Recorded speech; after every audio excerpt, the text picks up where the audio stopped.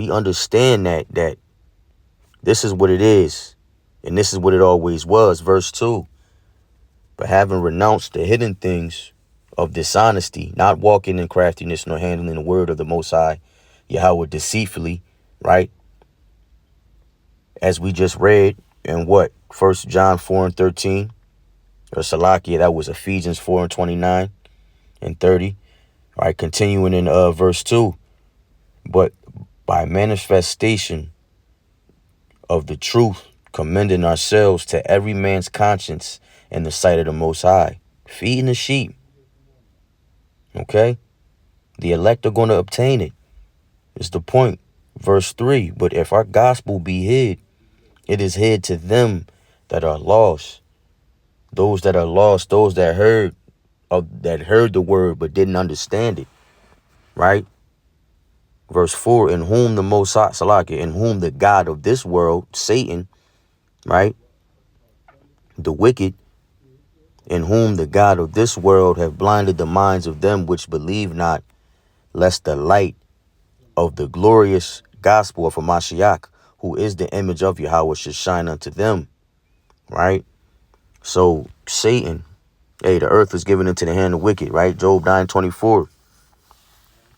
Satan have blinded the minds of those who believe not, the 2/3 of Israel, right? They're not going to grasp it, okay? They were written not to grasp it, man. They were designed not to, that's their lot. Unlike the elect, we, Lord willing, we are those men. This is just what it is, man. This is a beautiful song to our ears, to our spirit.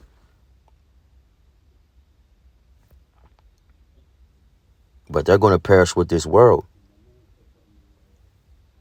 Let's jump back to chapter 3.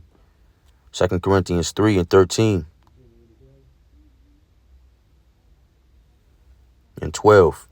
It says, seeing then that we have such hope, we use great plainness of speech, not as Moses, which put a veil over his face, that the children of Israel could not steadfastly look to the end of that which is abolished, but their minds were blinded.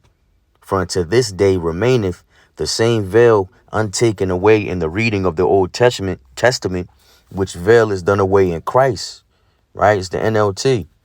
But the people's minds were hardened, and to this day, whenever the old covenant is being read, the same veil covers their minds, so they cannot understand the truth. And this veil can be removed only by believing in Yahweh Shai HaMashiach. All right. So that veil, there's a blockage there. Right. It's like a code, a genetic code. You're either going to hear the word and understand it, or you're not going to understand it, man. And that's a faith-based thing. And it's becoming more clear and clear as we get closer to the end. Right? That it's a spiritual thing. It's a bloodline thing.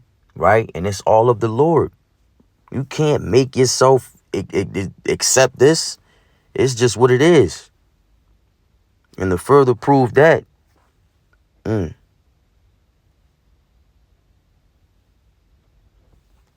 hold on.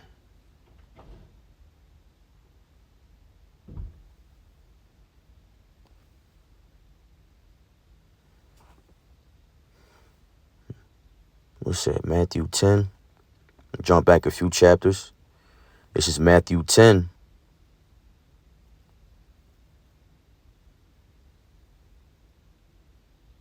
No, Salakia. Wait a minute.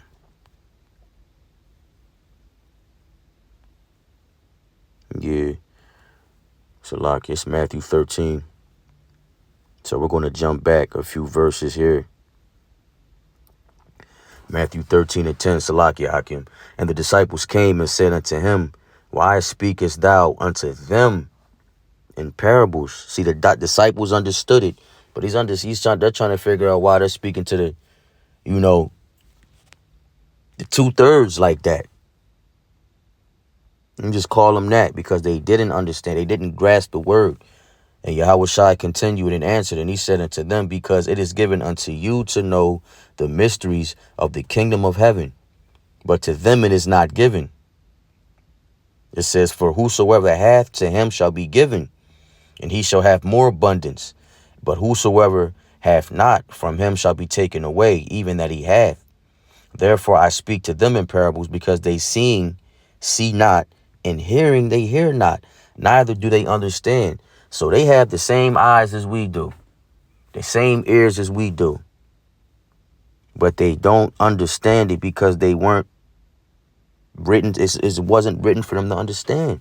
And I'm going to keep reiterating that because, hey, you can consider this milk or somewhere in between the milk and the meat, right? These are Israel only precepts, man. The Lord is only dealing with the nation of Israel, right? The elect of Israel, to be more specific.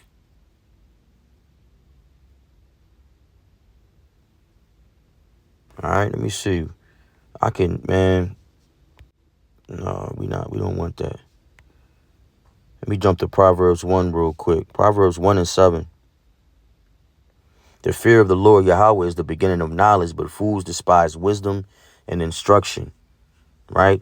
So it's in their spirit to despise wisdom and instruction, to despise this gospel. Let's jump down to verse 20. It says, wisdom crieth without. She uttereth her voice in the streets, right? The prophets, the servants of the Lord, or the Lord, they're his mouthpiece, right? She crieth in the chief places, the chief place of concourse, and in the openings of the gates. And the city she uttereth her words, saying, how long, ye simple ones, will you love simplicity? And the scorners delight in their scorning, and the fools hate knowledge, right? Knowledge of, you got the wisdom of this world and knowledge of this world, which is foolishness, which is given unto the fools. But you have the wisdom of the Most High Yahweh, why Yahweh Shai, right? Which dates back to before it dates back to, hey, he has no beginning and no ending, man. The Ancient of Days, if you will, right? So there's a fine line, man.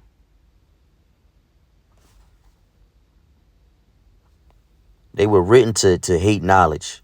The scorners, they delight in their scorning. They take pleasure in what they're doing, right? In fact, Romans, what does it say in Romans 1? Romans 1 and 28, we're going to jump right to the point. It says, and even as they did not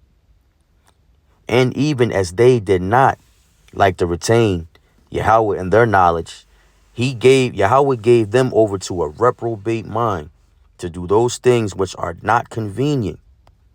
Anything against the law, statutes, and commandments, man.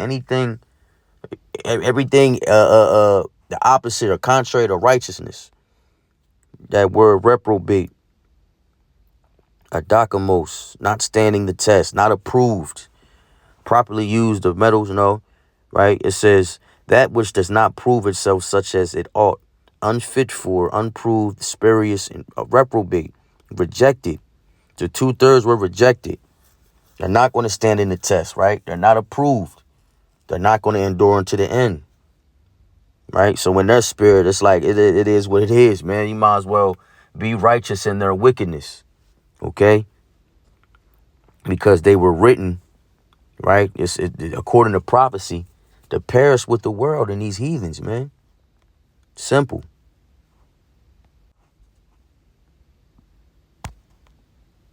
We're going to stay in the New Testament, 2 Thessalonians 2 and 9. It says, even him whose coming is after the working of Satan with all power and signs and lying wonders. Who's him? Esau, Edom, the wicked one, right?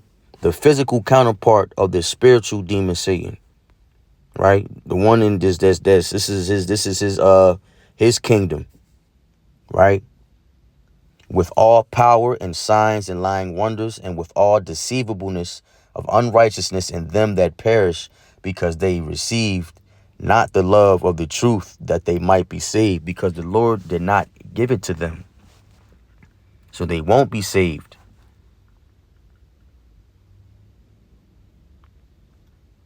Because why? We just read what the word reprobate goes into. They're not approved, man.